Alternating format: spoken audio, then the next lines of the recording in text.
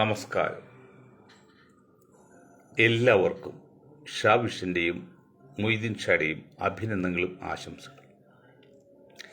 PC George അദ്ദേഹത്തെ കോടതി ഈരാറ്റുപേട്ട കോടതി ജാമ്യം അനുവദിച്ചു. അദ്ദേഹം ഇപ്പോൾ മെഡിക്കൽ കോളേജിൽ നിന്ന് മാറി സ്വകാര്യ ആശുപത്രിയിലേക്ക് മാറ്റിയിരിക്കുകയാണ്.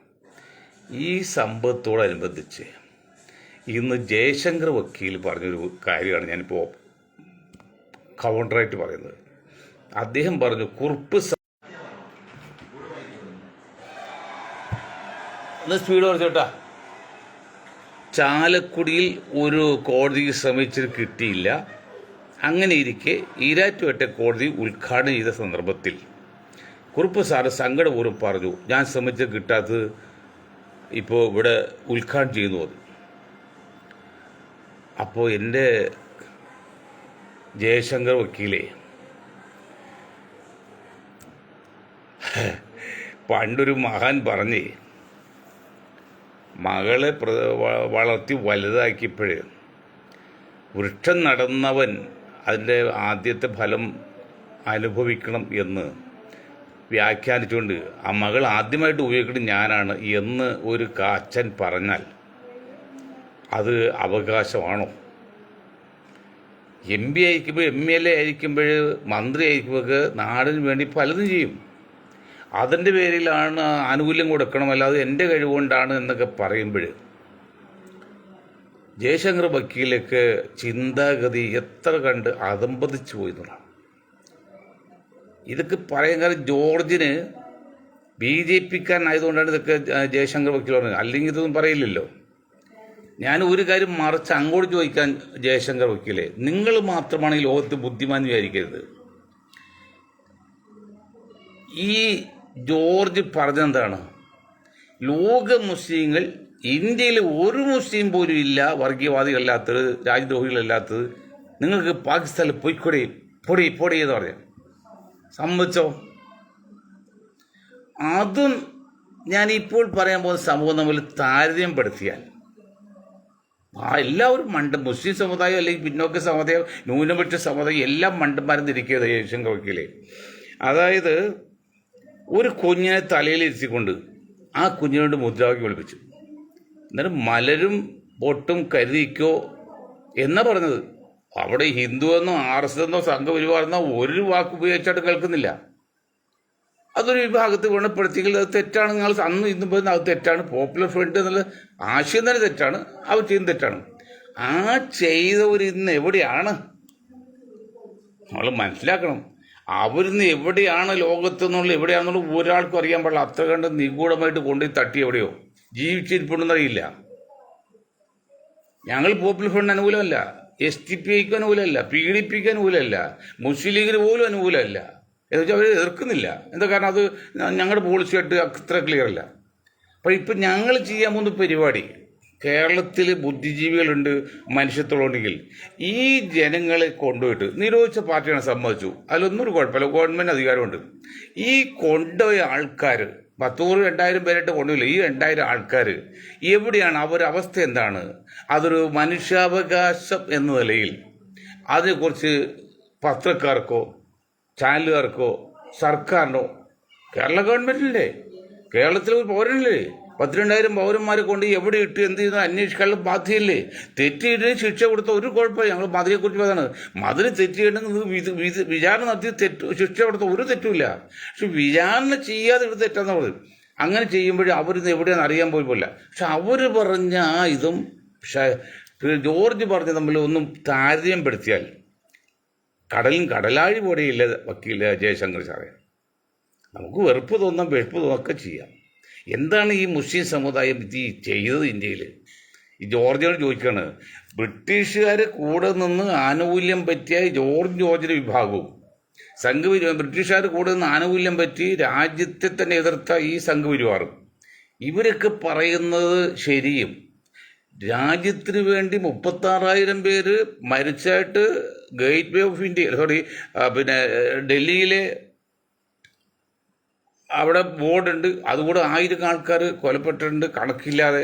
ഇങ്ങനെയെല്ലാം ചെയ്ത ഒരു വിഭാഗം എനിക്ക് ജന്മനാടിന് സ്വാതന്ത്ര്യം അല്ലെങ്കിൽ ആരുടെ മണ്ണാണ് വേണ്ടതെന്ന് പറഞ്ഞ അലി സഹോദരന്മാർ ഇവരൊക്കെ മുസ്ലിങ്ങളായി പോയതുകൊണ്ടാണ് തെറ്റ്. ഇവരൊക്കെ ചെയ്ത് വളർന്ന ഒരു സമുദായം ഇന്ത്യയിൽ, ആ സമുദായത്തെ ഇന്ത്യയിൽ മാത്രം ലോക മുസ്ലിങ്ങൾ അടിച്ചാക്ഷേപിച്ചിട്ട് ആ ജോർജിൽ നിന്ന് ജാമ്യം കിട്ടി പുറത്ത് നിൽക്കുന്നു പറയുമ്പോൾ ഇവിടെയാണ് നിയമത്തിൻ്റെ വശം. മലരും ഇത് കയ്യും സൂക്ഷിച്ചെന്ന് പറഞ്ഞത് അതിനേക്കാൾ എത്രയോ ആഴത്തിലുള്ള അതൊരു വിഭാഗത്തിൽ പേരെടുത്ത് പറയുന്നില്ല. ഞാൻ വീണ്ടും പറയാം, പോപ്പുലർ ഫ്രണ്ടുകാരനോ പോപ്പുലർ അനുകൂലമുള്ളതൊക്കെയല്ല അതുപോലും പറഞ്ഞ് തെറ്റാണ്, ഞാൻ സംശയക്കാത്തില്ല. അതൊക്കെ ഇവിടെ ഒരു വിഭാഗത്തിൽ കയ്യിൽ പണം വാങ്ങിച്ച് ചെയ്തൊരു സംഘടന പോപ്പുലർ ഫ്രണ്ട് അല്ല, സമുദായത്തെ നന്നാക്കാനല്ല, സമുദായത്തെ വിറ്റ് കാശ് വാങ്ങി പോപ്പുലർ ഫ്രണ്ടുകാരിൽ പലരും സമ്പന്നരായിട്ട് ഇതെല്ലാം അറിഞ്ഞുകൊണ്ട് തന്നെ ചെയ്താണ് അവർ. നാട് നന്നാക്കണം, മുസ്ലിം നന്നാക്കാനല്ല. എന്തുമാകട്ടെ, അങ്ങനെ നിൽക്കുമ്പോൾ അവരെവിടെ പോയി അറിയാനും കൂടി പറ്റുന്നില്ല. അപ്പോൾ അതിനേക്കാൾ എത്രയോ ഇരട്ടി ആഴത്തുള്ള ഒരു മുദ്രാവാക്യമാണ് വിളിച്ച് മൊത്തമാണ് പറഞ്ഞത്, അടിച്ചാക്ഷേപിക്കാതെ. അത് ലോക മുസ്ലിങ്ങളെ. എടോ ജയശങ്കരെ, 200 കോടികൾ മുസ്ലിങ്ങളുടെ ലോകത്ത്, നിങ്ങൾ മനസ്സിലാക്കണം. അവർ മുഴുവനാണ് ഈ ജോർജ് പറഞ്ഞത് പരസ്യമായിട്ട് ചാനലിൽ, ഒറ്റയ്ക്ക് ഒരു പ്രസംഗമല്ല.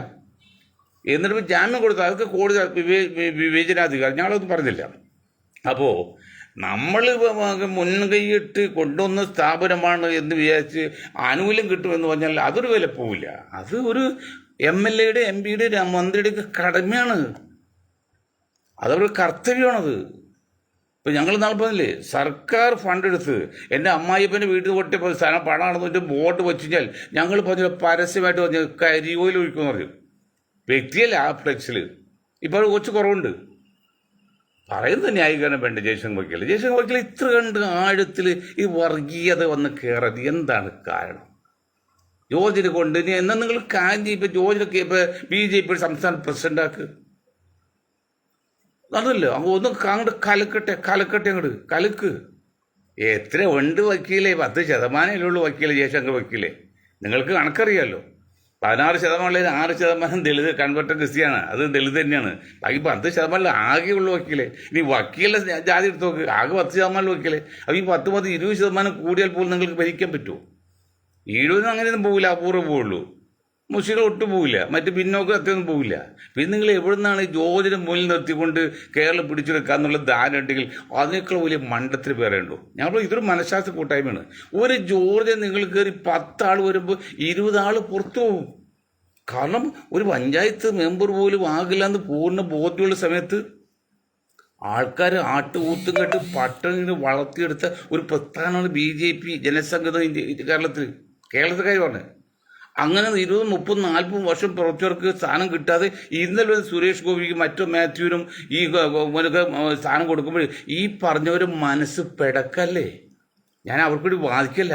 ആലോചിച്ച് നോക്ക്, 20-40 വർഷക്കാലം ഒരു പഞ്ചായത്ത് മെമ്പറും ആകുമെന്ന് പൂർണ്ണമായിട്ടും ആകൂലെന്ന് ഉറപ്പുണ്ടായ ഒരു പ്രസ്ഥാനത്തിലേക്ക് ജനങ്ങളുടെ അവഹേളനം കേട്ട് പട്ടിണി കിടന്ന് 30-40 വർഷം പ്രവർത്തിച്ച BJP-യുടെ അല്ലെങ്കിൽ ജനസംഘത്തിലെ നേതാക്കൾക്ക് സ്ഥാനം കൊടുക്കാതെ ഇന്നലെ വന്ന് സുരേഷ് ഗോപിക്ക്, ഇന്ന് വന്ന് ജോർജിന്റെ മോനും നിങ്ങൾ സ്ഥാനം കൊടുക്ക്. അറിയാം ജയശങ്കറിന്റെ കപ്പാസിറ്റി. ഇപ്പോൾ എല്ലാവരും മാധവനും പറഞ്ഞ പോലെ അപ്പോൾ ബാക്കി BJP-യിലെ അണികളൊക്കെ ചോദിക്കോളും.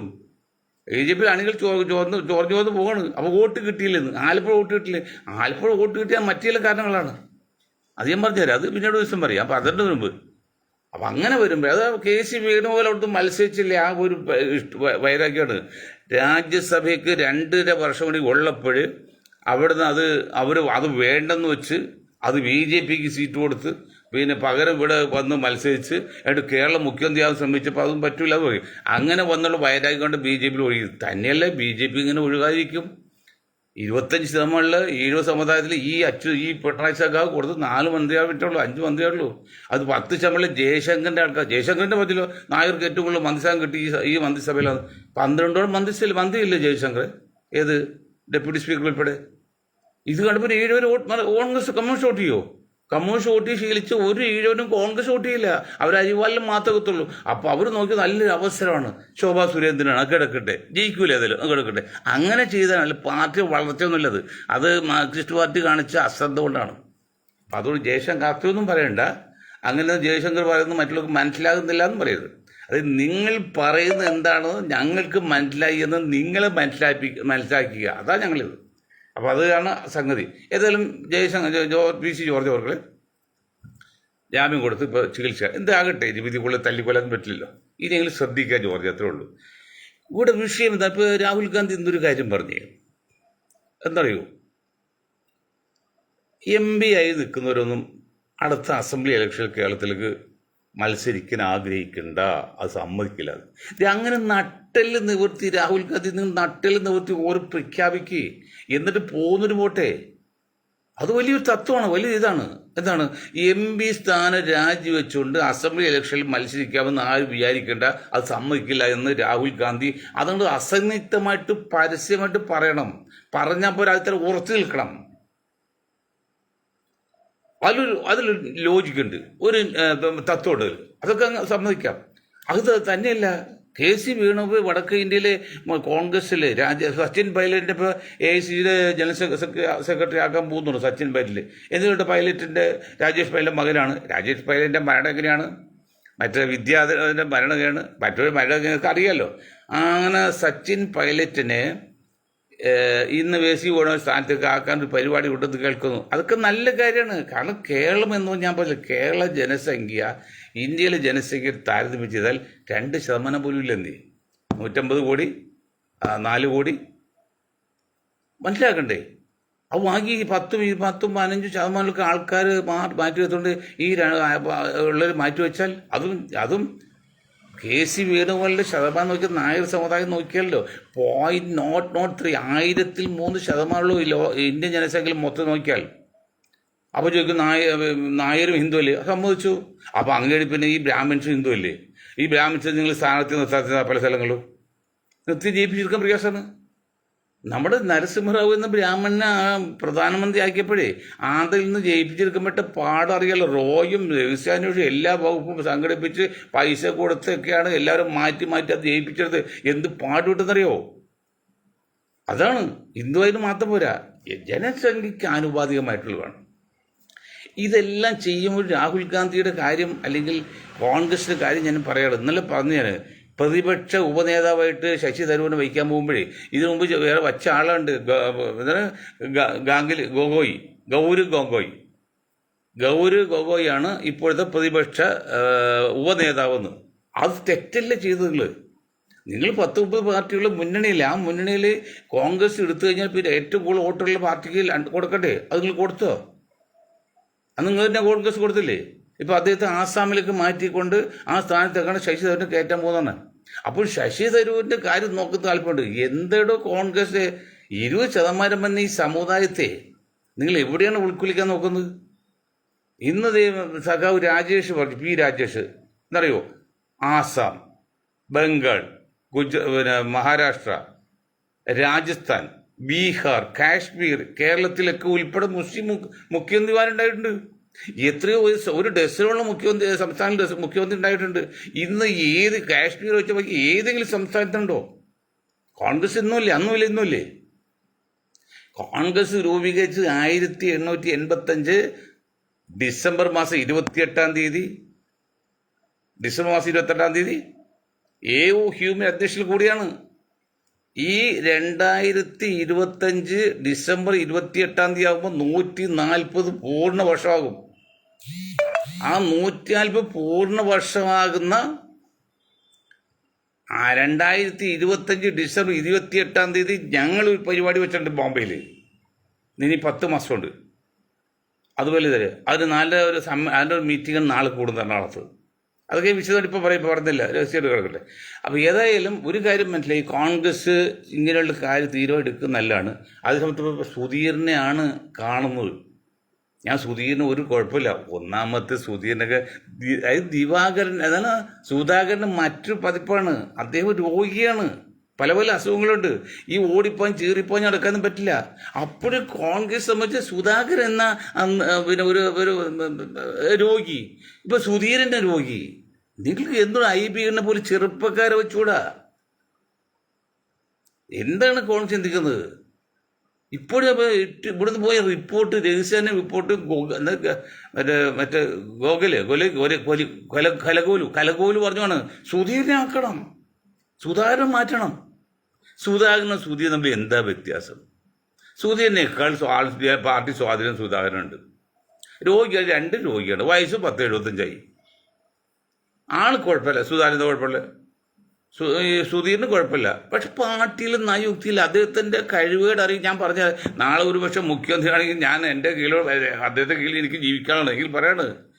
ശിവസേനയെ കോൺഗ്രസ് പാർട്ടി ചേർത്തപ്പോൾ ആദ്യമായിട്ട് എതിർ പറഞ്ഞ ആളാണ് ഈ സുധീരൻ.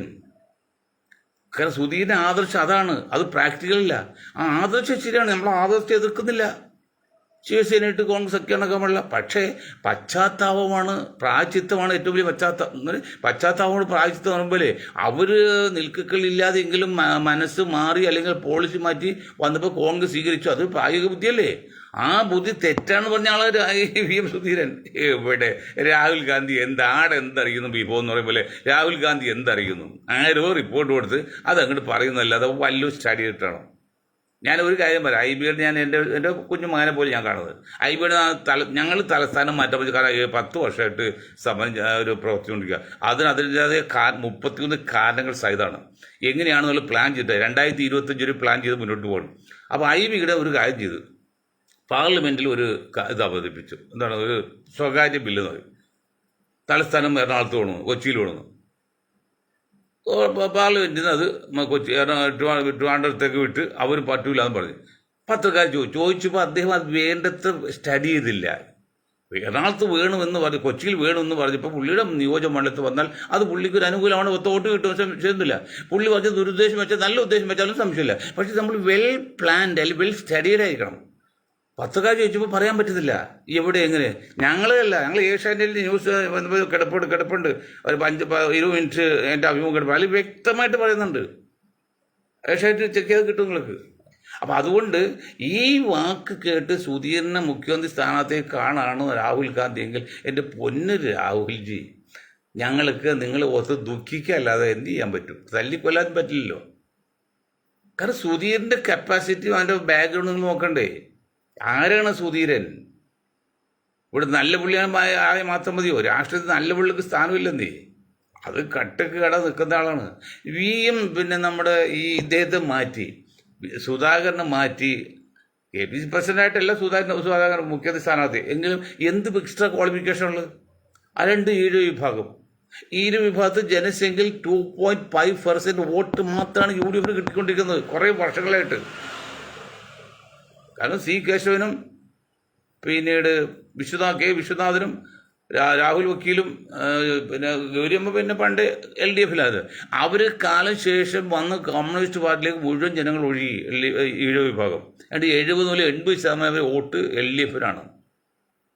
അപ്പം ഞാൻ ഇന്നലെ കണക്ക് വച്ചു. അപ്പോൾ 20% ബാക്കിയുള്ള 10% BJP സാഹിബിൽ പോയി. ബാക്കിയുള്ള 10% ഇനി UDF ഇട്. ആ 10% 4-1 10% എന്ന് പറയുമ്പോൾ അറിയാമല്ലോ, മൊത്തം വരുമ്പോൾ 2% ഉള്ളൂ. അപ്പോൾ 2% വോട്ടാണ് കേരളത്തിൽ UDFന് ഈഴവ വിഭാഗത്തിൽ കിട്ടാൻ സാധ്യതയുള്ളൂ. ഈ 2% വോട്ട് വെച്ച് നിങ്ങൾ ഭരിക്കാതെ ഇരിക്കണോ? നിങ്ങൾ VS സുധീരൻ റെക്കമെൻഡ് ചെയ്യുന്നുണ്ടല്ലോ. ഞാൻ കനകോലും ഇന്നലെ നല്ല കൊട്ടുകൂട്ടിയ കനകോലിന് കേരളത്തിലെ സാമുദായിക പശ്ചാത്തലം എങ്ങനെ എന്തറിയാം? നോക്കുക, 20% ഈഴവരുണ്ട്. ഓക്കെ, അത് ശരി, ദാറ്റ്സ് ഗുഡ്, അതിനൊരു സംശയമില്ല. പക്ഷെ വോട്ട് എത്ര കിട്ടും? അവിടെ നോക്കേണ്ടത്. അപ്പോൾ ഇതൊന്നും അറിയില്ല. ആരെന്തൊക്കെയോ പറയുന്ന കേട്ട് പോകുന്നല്ലാതെ അടിയൊഴുക്കും അല്ലെങ്കിൽ തിരിച്ചറിവൊന്നുമില്ല. ഈ കനകോലും ഇപ്പോൾ രാഹുൽ ഗാന്ധി വരെ ഇല്ലെന്ന് പറയേണ്ടി വരും. രാഹുൽ ഗാന്ധി സ്വയമായിട്ടില്ല, ആരും പറഞ്ഞു കേൾക്ക് റിപ്പോർട്ട് എഴുതുക. അതാണ് സുധീരൻ ഒരു അടിച്ചോട്ട് വലിയൊരു തിശി കണ്ടുപിടുത്തം പോലും VM സുധീരനെ ഞാൻ മനസ്സിൽ കാണുന്നു. രാഹുൽ ഗാന്ധിയുടെ ആ വാക്ക് കേട്ടപ്പോഴേ ആൾക്ക് പുള്ളി ധരിക്കത് ഞാനേതോട്ട് വലുത് കണ്ടുപിടിച്ചു. എന്ത് കണ്ടുപിടിച്ചു എന്ന്? KC വേണുപോലും മാറ്റി VM സുധീരനെ കൊടുത്ത് എന്ത് മെച്ചം കിട്ടാൻ? കാരണം നല്ലത് മാത്രമല്ലെന്നേ, നല്ലപ്പോൾ രാഹുൽ ഗാന്ധി കുഴപ്പപ്പെട്ടോ? ഇത്രയും വെൽ ഡ്രസ്ഡ് ജെന്റിൽമാൻ നല്ല മനുഷ്യൻ്റെ ഇന്ത്യയിലും അറിയില്ല. പക്ഷേ അതുകൊണ്ട് കാര്യമില്ലല്ലോ. നല്ല പിള്ളൊന്നും രാഷ്ട്രീയത്തിൽ തടുക്ക് പിടിച്ചു നിൽക്കണം. അതാ ഞാൻ പറഞ്ഞു, നിങ്ങളൊരു ചെറുപ്പക്കാർ ഓടിപ്പഞ്ഞിട്ട് കാറ്റുള്ളൂ ഇപ്പോഴത്തെ കണ്ടീഷനിൽ. ചിലപ്പോൾ ഒരു യോഗ്യതൊന്നും അല്ല, ചിലപ്പോൾ ഒരു അറ്റാക്ക് വന്നാൽ പോകുന്നതേ ഉള്ളൂ. എങ്കിൽ ഇപ്പോഴത്തെ കണ്ടീഷൻ നമ്മൾ പറഞ്ഞല്ലോ, അതാണ് IBയുടെ. നിങ്ങളൊരു 10 വർഷം കൊടുക്കുന്ന ആ പയ്യന്, അവൻ ചെയ്യട്ടെ. അത് നിങ്ങൾക്ക് ടാർഗറ്റ് കൊടുക്ക്, ഇന്ന ചെയ്യണമെന്ന് പറയും. എന്നിട്ട് കൊണ്ട് ബെന്നി ബെഹനാന്, അല്ലെങ്കിൽ അടൂർ പ്രകാശനെ, അല്ലെങ്കിൽ കൊരുക്കുരു സുരേഷിനെ, അല്ലെങ്കിൽ വി എം സുധീറിനെ, ഈ കിഴവന്മാരെ അല്ല നിങ്ങൾക്ക് യുവരക്തത്തിലേക്ക് ഇറങ്ങിയ എന്താ? രാഹുലിനേക്കാൾ പ്രായം കുറഞ്ഞവരെ വിട്ടാൽ എന്താ? അത് വിടൂല. അത് വിട്ടവർക്ക് വളർന്നു വന്നാൽ പുള്ളിക്ക് ക്ഷീണം ചെയ്യുന്നതാണ് അവരെ ഉപദേശം പറഞ്ഞത്. അതാണ് രാജ്യത്തെ നശിപ്പിക്കുന്നത്. ഞങ്ങൾ വായുവരെ പറയുന്നുണ്ട് എന്ത് കാര്യം, പാറപ്പുറത്ത് പൊട്ടക്കടത്തിൽ വെള്ളം ഒഴിക്കുമല്ലേ. ഇതെല്ലാം പറഞ്ഞിട്ട് ഈ മുസ്ലിം ലീഗിനോ അല്ലെങ്കിൽ ഈ കോൺഗ്രസ് ഒന്നും മനസ്സിലാകുന്നില്ല. മുസ്ലിം ലീഗും സപ്പോർട്ട് ചെയ്യുന്ന വി എം സുധീരനാണ്. അപ്പൊ അവർ കാണുന്ന ഇന്ത്യൻ പൊളിറ്റീഷ്യൻ, കേരള പൊളിറ്റീഷ്യന്റെ അവസ്ഥ എന്താണ്?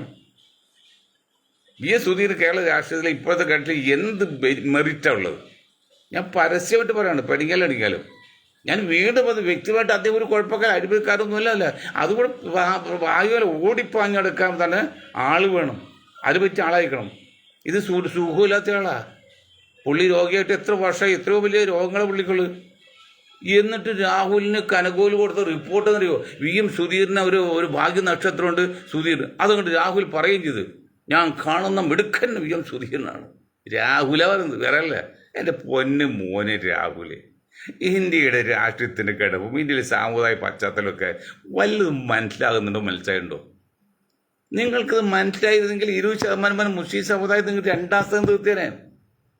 ഈ 2% ക്രിസ്ത്യൻ സമുദായം, അല്ലെങ്കിൽ 1% കത്തോലിക്ക സമുദായം, അതൊക്കെയാണ് നിങ്ങൾ കൈകാര്യം ചെയ്യുന്നത്. എങ്കിൽ പോലും നിങ്ങൾ കൈകാര്യം ചെയ്യും നെഹ്റു കുടുംബത്തെ പാരമ്പര്യം പറഞ്ഞുകൊണ്ട്. അപ്പോൾ 20% അവസരം കൊടുക്കണ്ടേ? നിങ്ങൾ കൊടുക്കണ്ടോ? ഈ കനകോൽ പറ്റുന്ന ഗൗരവ് ഗാംഗുലിയെ നിങ്ങൾ ഇപ്പോൾ ആസാമിലേക്ക് ആ കോൺഗ്രസ് കമ്മിറ്റി പ്രസിഡന്റ് ആക്കാൻ വേണ്ടി തീരുമാനിച്ചു. അവരുടെ ജനസംഖ്യ എത്രയുണ്ട്? എത്ര ശതമാനം ആൾക്കാരുണ്ട്? അതുപോലെ മറ്റേ 20% ജയിച്ചില്ല. ആസാമിൽ 40% ഉണ്ട്. 40% ആസാമിൽ. ഈ ഗാംഗുലിയുടെ സമുദായം വെച്ച് നോക്കിയാൽ ആസാമിൽ, അപ്പോൾ ആസാമിൽ 60% മുസ്ലിം ഹിന്ദുക്കളും 40% മുസ്ലിങ്ങളാണ്. മറ്റു വർക്കൊന്നും അവിടെ ഇല്ല. ആ 60% എത്ര ജനം? 1008 ജാതിയാണ്. 1008 ജാതിയാണ്. ഇന്ത്യയിൽ മൊത്തത്തിൽ 1008 ജാതിയാണുള്ളത്, ജാതി ഉപജാതിയായിട്ട്. ഇപ്പം അതിനേക്കാൾ കൂടുതലാണ്. അതിൽ ഒരാൾ വരുന്നത്, അത് മുസ്ലിം സമുദായം 20% അത് വരുന്നു. ഒറ്റ ഇതുള്ളൂ, വർഗമുള്ളൂ. പല ജാതിയൊന്നുമില്ല. കേരളത്തിലെ ഹിന്ദു, നായർ, ക്രിസ്ത്യൻ വിലയും പറയുന്നില്ല, ഒറ്റ ഇതുള്ളൂ. പിന്നെ നമ്മുടെ കെ എൻ രാധാകൃഷ്ണൻ ചിലപ്പോൾ പറയും, കെ എസ് രാധാകൃഷ്ണനൊക്കെ, കാരണം ചില അവർ മറ്റിതിന് എന്നൊക്കെ പറയും. അതൊക്കെ പുള്ളിയിൽ ചില സ്വാതന്ത്ര്യമുണ്ട്. അപ്പോൾ ഞങ്ങൾ പറയുന്നത്, നിങ്ങൾ പറയുന്നത് മാത്രമാണ് ശരിയെന്നും നിങ്ങൾ പറയുന്നതാണ് യുക്തിയൊന്നുമില്ല. നിങ്ങൾ പറയുന്നത് തെറ്റ് ആര് വന്ന് തിരുത്തണം? രാഹുൽ ഗാന്ധിയുടെ ആ ഒരു പോയിന്റ് ഓക്കെ, ഏതാണ് പോയിന്റ്? എംപിമാരെ മത്സരിച്ച് ജയിച്ചവരൊന്നും അടുത്ത അസംബ്ലി ഇലക്ഷനിൽ ഇതല്ല. അത് ഇപ്പം പറയുന്നു. അവസാനം ഒലക്കെ വീണ് ചത്തക്കോഴി ചാറ് കൂട്ടാൻ എടുക്കുക, കഷം കൂട്ടാൻ തമ്മിൽ അവസാനം ഒരാൾക്കൊരു എക്സംഷൻ കൊടുക്കും. അത് അതേ സ്വപ്നത്തിൽ മാറ്റി വെത്ത്. ഇന്നിപ്പോൾ കണ്ടേ പിന്നെ നമ്മുടെ CPM സെക്രട്ടറി പറഞ്ഞ് പിണറായി വിജയന് ഒരു ആനുകൂല്യം വേണം, അത് വയസ്സൊന്നും പ്രശ്നമല്ല. അത് ഒരാൾ അത് കടത്തിൽ പിന്നെ BJP വേറെ കമൻറ്റ്, പിണറായി തന്നെ നടക്കാൻ പോലും പറ്റൂ. നിങ്ങൾക്ക് എന്താണ് ഇങ്ങനെ മരിക്കുന്നവരും കസലിരിക്കുന്നതാണോ? ഒരന്ത്യം വേണ്ടേ? അപ്പം അതുകൊണ്ട് ലാലു നമ്മുടെ രാഹുൽ ഗാന്ധിയുടെ കണക്കൂട്ടലും തീരുമാനങ്ങളും അട്ടർലി ഫെയിലിയറാണ്. ഒരു മുന്നണി രാഷ്ട്രീയത്തെ നയിക്കാനും മുന്നണി സമ്പ്രദായത്തെ നയിക്കാനുള്ള ഒരു പ്രായോഗിക ബുദ്ധിയും പ്രായോഗിക അറിവും ഈ രാഹുലില്ല, പ്രിയങ്കയ്ക്കില്ല. സോണിയാഗാന്ധി മാറ്റി നിർത്തിയല്ലോ. ഉണ്ടെങ്കിൽ 20% മുസ്ലിം സഹോദരൻ നിങ്ങൾ ഇട്ടോടി അടിക്കുമോ? അവർക്ക് മാന്യം കൊടുക്കില്ലേ? ഇപ്പോൾ ശശി തരൂരിനെ എങ്ങനെ സ്ഥാനത്ത് ഉറപ്പിക്കാന്നാണ് നിങ്ങൾ ചിന്തിക്കുന്നത്? ശശി തരൂർ എത്ര വോട്ടുണ്ട്? 10% അവരുള്ളൂ ജനസംഖ്യയിൽ. അത് 40% ജനസംഖ്യയിൽ മുസ്ലിങ്ങളുണ്ട്. അവരെക്കുറിച്ച് നിങ്ങൾ ചിന്തിക്കുന്നുണ്ടോ? ചിന്തിക്കുന്ന ആരെങ്കിലും പറയുന്നുണ്ടോ? നിങ്ങളെ വീണ്ടും ഇന്നലെ ഈ കുടപ്പുറക്കുന്ന തങ്ങളുണ്ടെങ്കിൽ എല്ലാമായി, അത് തെറ്റാണത്. കുടപ്പൂന്ന് തങ്ങളുണ്ടെങ്കിൽ നിങ്ങൾ എല്ലാമായി നിന്ദിച്ച് ഭരണം കിട്ടുക 100-110 സീറ്റൊക്കെ പ്രതീക്ഷിക്കുകയാണ് ഇപ്പോൾ. അതൊന്നും ഒരു കാര്യമില്ല. 50, 60, 70 സീറ്റ് 1000, 2000 വോട്ട് വ്യത്യാസം വെക്കണേ. അതൊക്കെ എങ്ങോട്ടും മാറ്റം പറയുകയും ചെയ്യാം. അത് കാണും. കുഴപ്പങ്ങൾ തങ്ങളെ കണ്ടുകൊണ്ട് നിങ്ങൾ വെറുതെ മുസ്ലിം വോട്ട് കിട്ടും, മനക്കോട്ട് കിട്ടണ്ട. നിങ്ങൾ മുഖ്യമന്ത്രിയിൽ പങ്കിടാൻ തല്ലും പിടിക്കണ്ട. കാര്യങ്ങൾ വസ്തുനിഷ്ഠമായിട്ട് മനസ്സിലാക്കിയിട്ട് ഈ 20% എന്ന മുസ്ലിം സമുദായത്തെ ദേശീയ ലെവലിലും 40% വരുന്ന മുസ്ലിം സമൂഹത്തെ സംസ്ഥാന ലെവലിലും നിങ്ങൾ മാന്യമായി അംഗീകരിച്ചില്ലെങ്കിൽ ഗുണസഭ സഭ ഗുണമെന്ന് പറയും. രക്ഷയില്ല. അല്ലെങ്കിൽ മൂന്നാമതും പ്രതിപക്ഷം നിൽക്കേണ്ടി വരും കോൺഗ്രസ്. മൂന്നാമത് പ്രതിപക്ഷം വന്നാൽ പിന്നെ സംഭവിക്കാതെയോ പ്രതിപക്ഷം ഇല്ലാതെയാവും.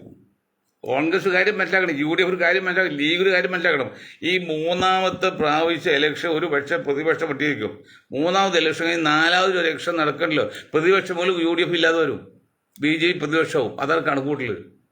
അവരുള്ള കണ്ണീക്കാണ് പോരായി കണ്ടെങ്കിലും നമ്മൾ പറയുന്നതൊന്നും മനസ്സിലാകുന്നില്ല.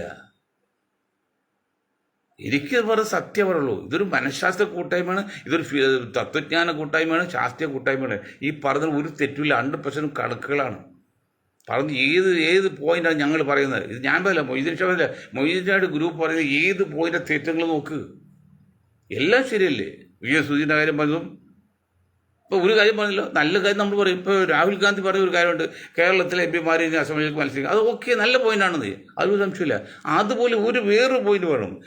3 പ്രാവശ്യം 2 പ്രാവശ്യമാണ് ഇവിടെ 3 പ്രാവശ്യം MLA MP ആയിരുന്നവർ ഇനി മത്സരിക്കരുത്. പാർട്ടിയിലേക്കല്ല, ഈ സ്ഥാനത്ത്. പാർട്ടിക്ക് എത്ര ഭരിക്കോളം പാർട്ടിയിൽ സ്ഥാനമായിരിക്കാം, അതൊന്നും കുഴപ്പമില്ല, അത് പാർട്ടിയല്ലേ. അങ്ങനെ പ്രായോഗികമായിട്ടും ആനുകൂല്യമായിട്ടും ശാസ്ത്രീയമായിട്ടും തീരുമാനമെടുക്കുക. നിങ്ങൾ സ്റ്റഡി ചെയ്യ്. നിങ്ങൾ അംബേദ്കറുടെ പുസ്തകം വായിക്കപ്പോൾ ജാതി സെൻസ് വിടുന്ന ആയതോ ഇറ്റാലിയൻ നേതാവ്, ഇറ്റാലിയൻ ബുദ്ധിജീവി പറഞ്ഞു കൊടുത്തത് നിങ്ങൾ പറഞ്ഞു, അത് നിങ്ങൾ പഠിച്ചോട്ട്. ഇപ്പോൾ ABയുടെ തലസ്ഥാനമായതിനെ കുറിച്ചാണ്. നിങ്ങൾ വിഷയം പഠിച്ചോ? നിങ്ങൾ പഠിക്കുമ്പോഴായിട്ട് നിങ്ങൾ ഓർഡർ ഇട്ടില്ലേ? അതല്ലേ ആ കഴിഞ്ഞ 2 സ്റ്റേറ്റ് പോയത്. അത് പഠിച്ചു കഴിഞ്ഞാൽ അത് പ്രായോഗികമാക്കുകയാണെങ്കിൽ അതിന് വെൽ പ്ലാൻഡ് എന്ന് പറയും. തയ്യാറെടുപ്പ് വേണം. അതിന് തയ്യാറെടുപ്പ് കാണാത്ത ഒരാളുണ്ട്, VP സിംഗ്.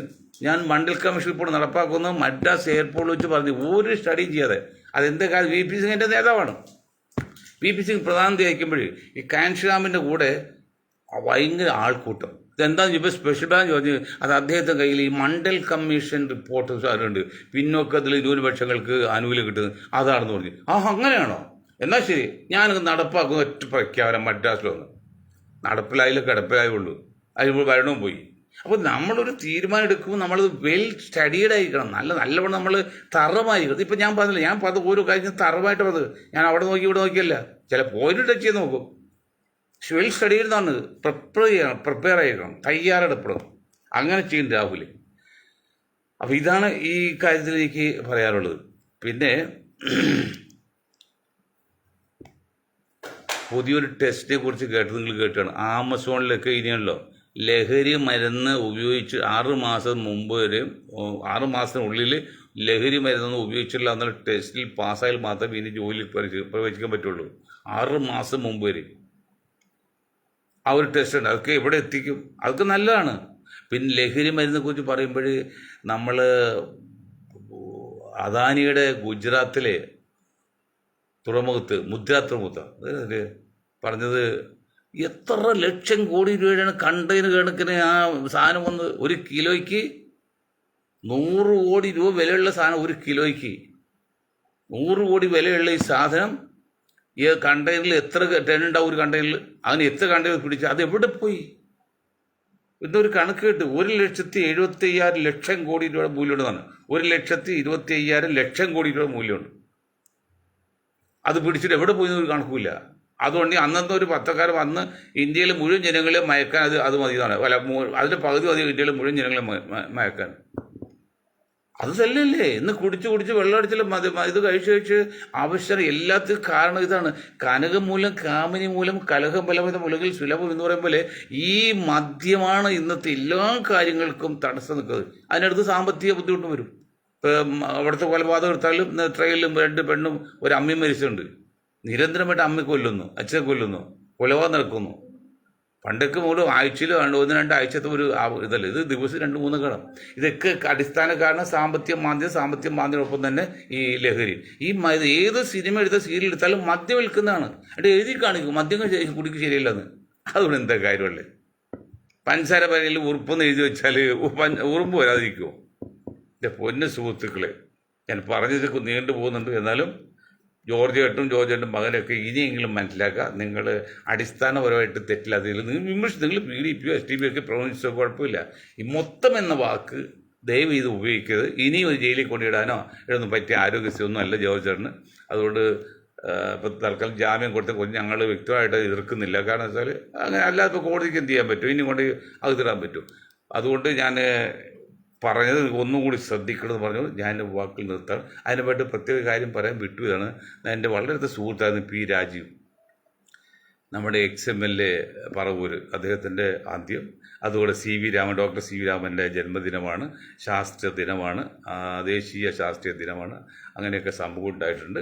അവരെല്ലാവർക്കും ഒരിക്കൽ കൂടി നന്ദി രേഖപ്പെടുത്തുന്നു. ജയ് ഹിന്ദ്.